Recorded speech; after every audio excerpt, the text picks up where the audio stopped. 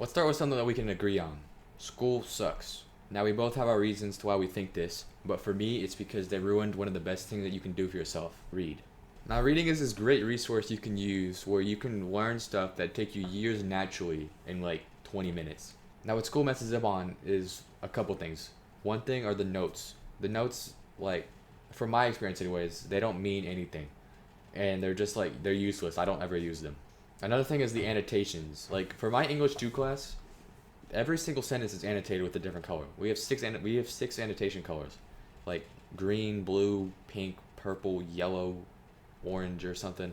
It's just like, I don't learn anything from that, and nobody else does either. It just looks like she's highlighting random words. So annotations, they mess up on as well. They teach you to read books in order, so you read the boring parts and the things you're not interested in and you don't care about, which later down the line when you're trying to educate yourself with actual books like nonfiction books, you'll mess up on that.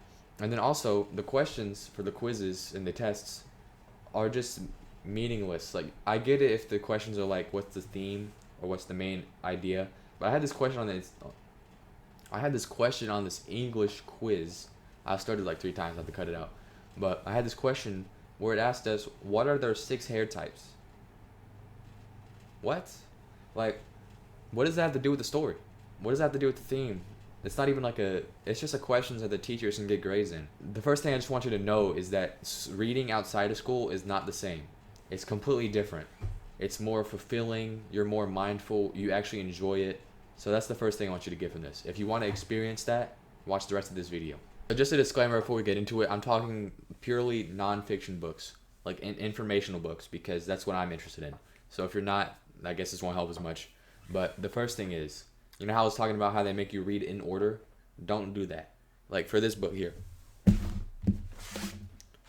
How to Win Friends and Influence People. That's what I'm reading right now. If I go to the chapters, where's it at? Let's say I want to go to this chapter. I don't read anything else before this one because I'm not interested in it. So if there's like a chapter in that book about fidget spinners, why would you read that? So don't read it in order. Look at the table of contents and pick a chapter you're most interested in. Now I get it. Like what I'm doing, I'm reading the whole book anyways, just because they're like, it's not. I find like I'm interested in all of it because I bought the book and I want all the stuff it has to say.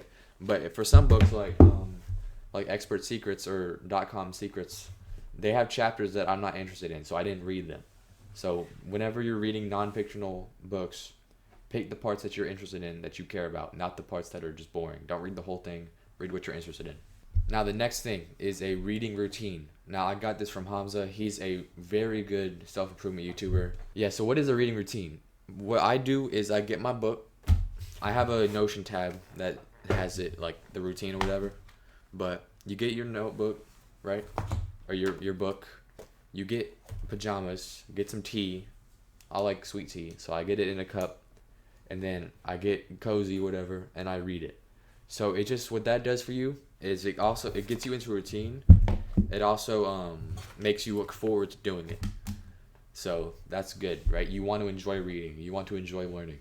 So use a reading routine to your fullest advantage. And also, it's just like, you just feel mindful and you just feel like it's like I'm saying, is you just enjoy reading. Now that we got you reading, how do you retain what you learned? So first is notes, right? So read a couple pages, think about it, and then write notes like in your own words. Don't plagiarize the people, right? Write in your own words notes and how you understand it and how you can implement it. So just pause every now and then and try to write down and understand what you're reading. And afterwards, try and implement it in real life. Like, I've been trying to do a couple of these. I had some Mexican guys. I mean, I'm not saying anything racist. I'm just saying. I had some Mexican dudes working on my house last week. So I was practicing some of the principles in here. And I remember them a lot better now. So, yeah, that's how you retain it. Just take notes and practice what you learn. Now, if you don't know where to start but you want to improve yourself, some books I'd recommend. This one for social skills, How to Win Friends and Influence People, by Dale Carnegie. Let me get some points real quick. Get Atomic Habits. Whoa, what the? My green screen's messing. What the? Okay, well, you can't see it, but it's Atomic Habits. It'll be in the description probably. What the? Oh, I got no one.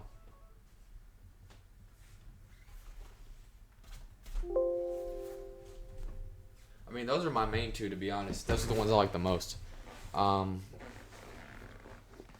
yeah, that's all I got. So now that you know how to read correctly and how to implement what you learned, we got to set some goals for you. Okay? So if you want to learn more about goals, if you're interested in that, I have a video over here. Yeah, wait, no, over here. That's all I got. Thank you for watching, and praise God.